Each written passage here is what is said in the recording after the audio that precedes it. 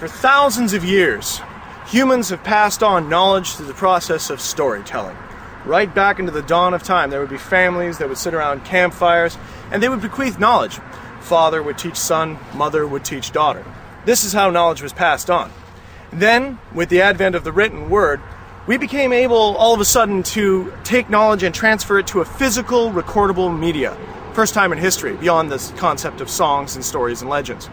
Now what's happened is originally we had libraries and resources of knowledge where everyone could come and bring their information in and just contribute it to the greater mass of the good so that the whole society and structure could function in a better form. Now the problem with this is, of course, is that the core politicals became involved. And when the core politicals became involved, well, they have this concept of ownership. And this strange plague of ownership that infects the entire core political and capitalistic mindset has affected also knowledge. So that for the first time in history, we have the idea of knowledge being owned, not being free. A bizarre concept, to be sure, and something that our grandfathers, great-grandfathers, and great-great-great-grandfathers would find to be absolutely an abomination by anyone's ethnical or cultural standards. It's absolutely ridiculous. So now, what has happened? In 2005, we've passed the 50% mark. It's the halfway point in 2005. Over half of the Earth's population now lives in these concrete hive structures we call cities. This is how they exist. They exist constantly with the buying and selling of goods. Everything is market. We are creating our own desert wasteland of concrete and steel, in which totally separates us from the individuality of our being. But there is hope, and that hope comes in the form of the internet. The whole purpose of the show Patrolling, the whole idea, is to take tricks and manipulations and ideas and concepts that have been shown to me by people more experienced. Learn from experience, but it doesn't have to be your experience. I've got a lot of different experience doing a lot of different things. Some people would call me a jack of all trades. Some people would say I can't hold a steady job. But be that as it may, you get a lot of neat tricks coming down the pipe. And the only way we can ever try to keep everyone to a stage where we have some sort of common ground with another person on the subway or in the elevator is we have to have common things that we all share. How many times have you seen folks with movies? They'll say, did you like Star Wars? What about Chewbacca, Luke Skywalker? You talk about Star Trek. These are all things that all of us have in common. But when you have ownership of an idea and a concept, this concept must be sold. It must be bought. And those of us without the money or the economic means or perhaps the equipment to watch, to view, to consume these ideas and concepts and take them part of our own mental structure, well, you just don't get it. And suddenly they're on the outside and they're no longer part of our society. And we start winding up these huge swaths of people who just can't be employed, are not connected in some way. And this is who those people, where the people wind up. Where do they go? What's left for them? Nothing. So they just wander around totally disconnected from the world.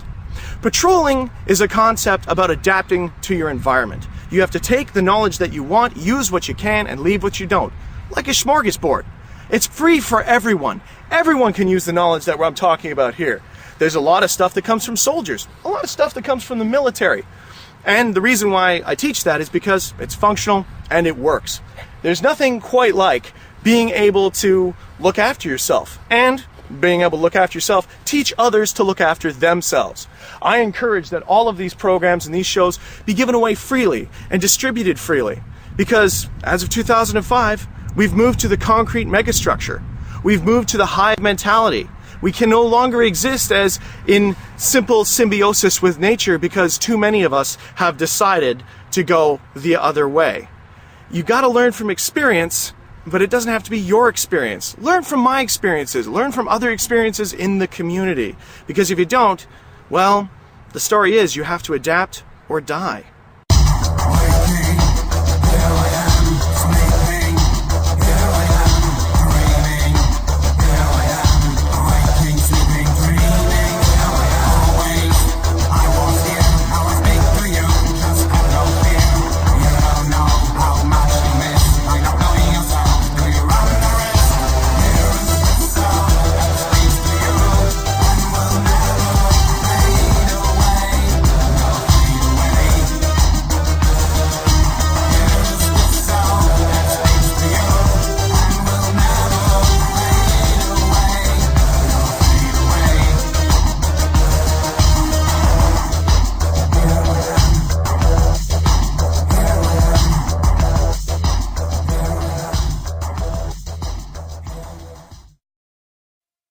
What does it do? How well does it do it? This application we apply to everything. So when we look at our clothing, naturally we go with the tactical clothing when you're in the more rural and suburban environments. However, the problem with that is that there is the WOGs and the SANE. Now the SANE people do not adhere to what does it do and how well does it do it. This will cause you problems. It is unfortunate that we live in the kind of society, the kind of world, in the kind of cities where people make snap judgments based upon the kind of footwear you wear, the brand name of pants that you have, the kind of jacket that you have. And if suddenly you don't fit into the norm, or God forbid, you fit into a norm of some subculture, you'll be instantly judged, summary tried, all before you open your mouth, just based upon what you wear. This is an unfortunate fact.